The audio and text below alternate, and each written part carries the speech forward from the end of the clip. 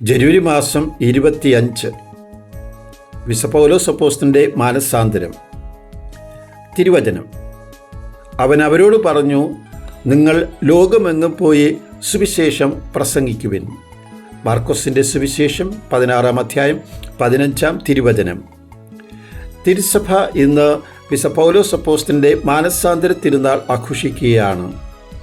ആദിമസഭയ്ക്ക് ദിശാബോധം നൽകുവാൻ ദൈവം തിരഞ്ഞെടുത്ത പാനപാത്രമാണ് വിശുദ്ധ പൗലോസ്.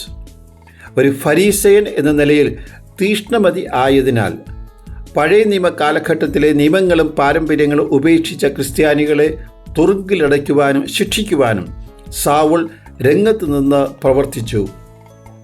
ക്രിസ്ത്യാനികളെ പിടിക്കുവാൻ ഓടുമ്പോഴാണ് അദ്ദേഹം കുതിരപ്പുറത്തു നിന്ന് വീഴുന്നതും കാഴ്ച നഷ്ടപ്പെടുന്നതും.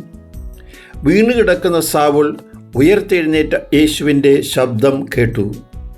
തുടർന്നുള്ള 3 ദിവസങ്ങൾ സാവുളിൻ്റെ ജീവിതത്തിലെ നിർണായകരമായൊരു വഴിത്തിരിവായി മാറി. അപ്പോസ്തല പ്രവർത്തനം 9-ാം അധ്യായം 9-ാം വാക്യത്തിൽ നാം വായിക്കുന്നു: 3 ദിവസത്തേക്ക് അവന് കാഴ്ച ഇല്ലായിരുന്നു. അവൻ ഒന്നും ഭക്ഷിക്കുകയോ പാനം ചെയ്യുകയോ ചെയ്തില്ല. 3 ദിവസം ഉപവസിച്ചുള്ള പ്രാർത്ഥന മാത്രം. ഉയർത്തെഴുന്നേറ്റ യേശുവിൻ്റെ തിരുസന്നിധിയിലുള്ള പ്രാർത്ഥന. ഉയർത്തെഴുന്നേറ്റ യേശുവുമായുള്ള സമാഗമം സാവുളിനെ ഒരു പുതിയ സൃഷ്ടിയാക്കി, വിജാതീയരുടെ അപ്പോസ്തലനാക്കി.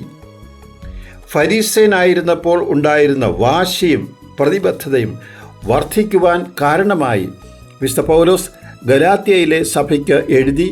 2-ാം അധ്യായം 20-ാം വാക്യം: ഞാൻ ക്രിസ്തുവിനോട് കൂടി ക്രൂശിതനായിരിക്കുന്നു. ഇനിമേൽ ഞാനല്ല ജീവിക്കുന്നത്, ക്രിസ്തുവാണ് എന്നിൽ ജീവിക്കുന്നത്.